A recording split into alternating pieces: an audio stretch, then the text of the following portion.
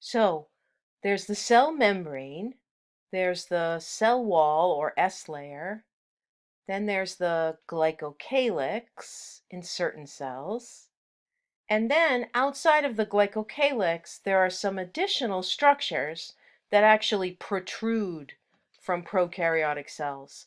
Again, these are not found in all prokaryotic cells. It varies by the species. These include the pili, the fimbria, and the flagella. So you can think of these as being sort of appendages that come off of the outside of some prokaryotic cells. Now, the biggest difference between pili, fimbria, and flagella are the sizes. The fimbria are very short, very fine, hair-like appendages. The flagella are very thick and long appendages, and the pili fall in the middle. They're longer than the fimbria, but they're shorter and finer than the flagella. On this slide, I have a comparison of the number of these appendages that we find on prokaryotic cells, and also the function that these appendages play for the cell. So let's start with the fimbria. Remember, these are the shortest and finest, most hair-like structures that we find on some prokaryotic cells. These are the ones that have the greatest number. So you'll see up to about 1,000 fimbria per cell when they're present. These fimbria are a lot like what we call cilia in eukaryotic cells. And if you've taken an anatomy and physiology course, you know that cilia extend off of the outside of eukaryotic cells and sort of beat together. They sort of wave together and they help move the cell, or they help move things past the surface of the cell. Fimbria are doing a similar role. But fimbria are also capable of attaching a cell, a prokaryotic cell, to a surface. And they're also important in the formation of biofilm, believe it or not.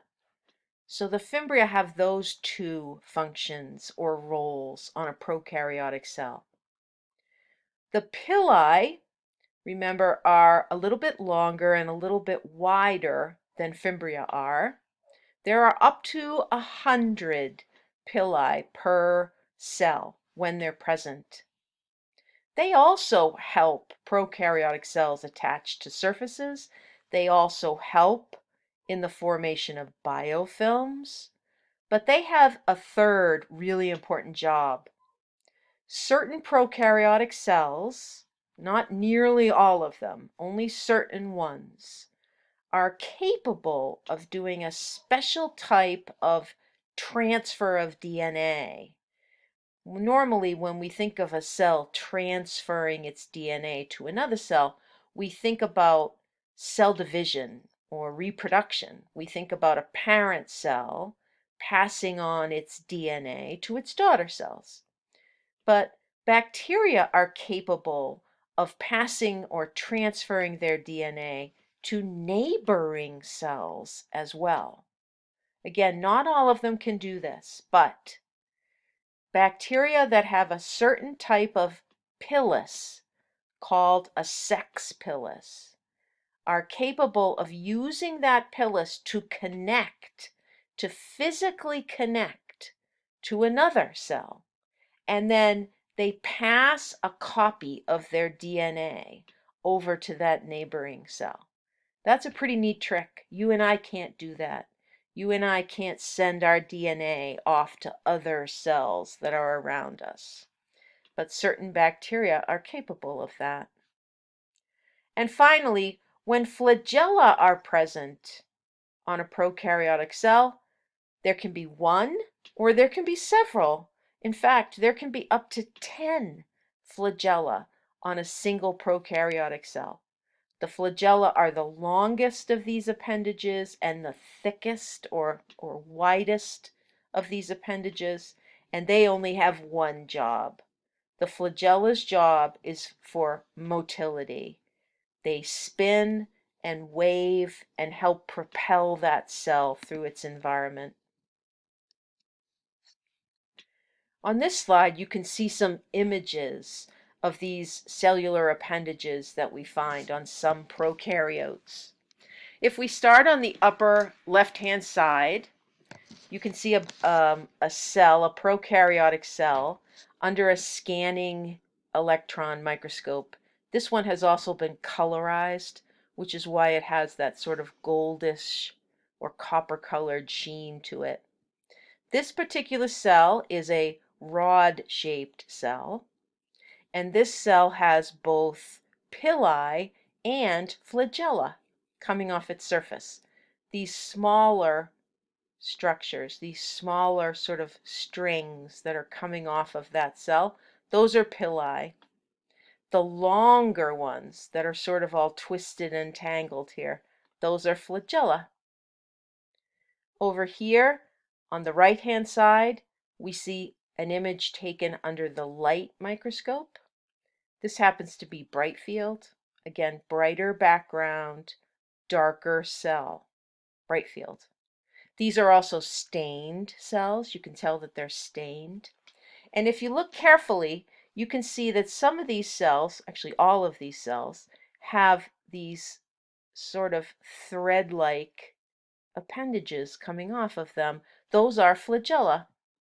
So we would be underneath the 100x oil immersion lens here, which means we would be at 1000 magnification. These are bacterial cells. And if I were to ask you, do you think these are spirilla or do you think they're spirochetes? If you guessed spirilla, you'd be correct. So these are definitely curved, they're definitely twisted or helical cells, but they don't have nearly the number of twists that we would see in a spirochete.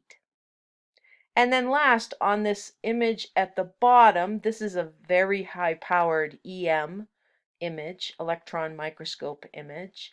We can see two bacterial cells here.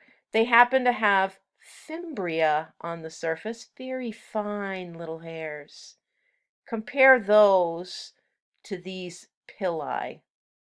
The pili are longer and actually thicker than these little tiny hairs are.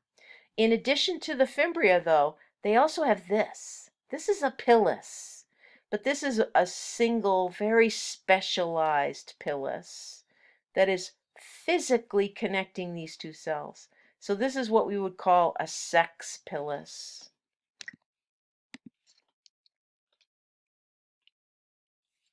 All right, so we've talked about the different layers of material that we find outside of the cell membrane, and we've talked about the appendages that sometimes emerge from prokaryotic cells. Now let's take a step back and let's talk about the cell wall in a little more detail. Remember, we find cell walls around bacterial cells, and we find a replacement called an S layer around archaeal cells. Let's focus on the bacterial cell wall. This structure sits outside of the cell membrane, and it's made out of a special kind of complex carbohydrate called peptidoglycan. Peptidoglycan is an extremely strong molecule, and we'll talk about why in just a minute. The functions, again, of the cell wall around a bacterial cell are to sort of support the shape of the cell, but primarily to protect that cell from osmosis, protect it from collapsing as water leaves it, or rupturing as water rushes into it. And we give that rupturing of a cell a special name. We call that lysis. Over here on the right, you can see a drawing of a rod-shaped bacterial cell, and this cell has been cut. It's been cut open so we can look at the inside surface. And we've looked at drawings like this before. Remember, this is a prokaryotic cell. It's very simple in its structure, really. It's got a cell membrane, which you can see in this blue color all the way around the cell. It's got cytoplasm, which is in this yellow sort of gold color. It's got DNA, which is all twisted and folded up here in that nucleoid structure. And it's got ribosomes, shown in this blue-green color. Now, if we travel outside of the cell membrane, we can see the cell wall, which is shown in this pink-purple color. And we can also see some appendages coming off of this cell. Here's a big one over here. This is a flagella. And these are Fimbria, although if you called these pili, that would be perfectly fine as well. That would make sense as well. Now let's talk for a minute about this amazing carbohydrate called peptidoglycan. This type of carbohydrate, peptidoglycan, is unique to bacteria. You just don't find it anywhere else.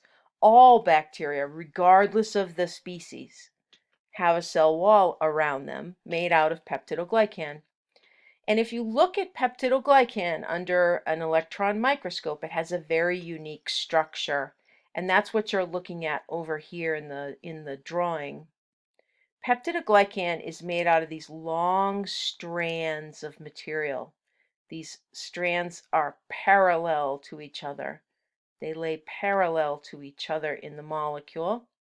And as you can see in the drawing, there are two different subunits that are joined together in the strand. They're drawn as a green circle and a purple circle.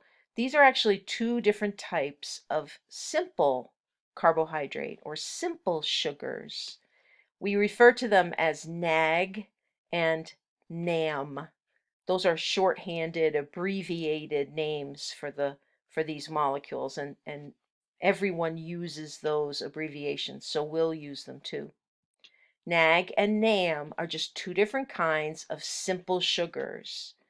And remember, glucose is a simple sugar. It's a relatively small molecule. And when it joins together, it makes larger, more complex carbohydrates. Well, the same is true of NAG and NAM. They join together in these long chains, and then multiple chains come together side by side in this parallel formation. Now, what makes peptidoglycan really special and really strong is the red material in between the strands. Jutting off of each one of the purple subunits, and those represent the NAM sugar. Jutting off of each one of those is a little red chain, and that represents a short chain of amino acids. And by short, I mean maybe 4 or 5 amino acids. Now, if you're not familiar, amino acids are the subunit of protein. When you join a lot of amino acids together, you build a protein. So we have these carbohydrate chains with these little side chains of basically protein coming off of them. These amino acid subunits coming off of them. Technically not a protein, but a short little strand of amino acids. Now, in between the two neighboring strands right here, those amino acid chains are going to come in contact with each other, and they're going to bind with each other. A covalent bond will be built between the short chain right here and the short chain right here. A specially strong covalent bond will be built. And we call this covalent bond a peptide bond because those bonds form between amino acids. So these red structures we refer to as cross bridges. They are holding these parallel strands of carbohydrate together. And because the cross bridges are joined together with peptide bonds, they're very strong. Peptidoglycan can resist a lot of forces that are placed on it. It can resist being pulled apart. It can resist being crushed. It can resist being twisted and broken. It's a very, very strong material. Now, all bacteria have a cell wall, but it turns out that different species of bacteria have a different thickness of this peptidoglycan molecule around them. And one of the ways that we distinguish bacteria one from the other is by the anatomy of their cell wall. How thick is the layer of peptidoglycan around their cell?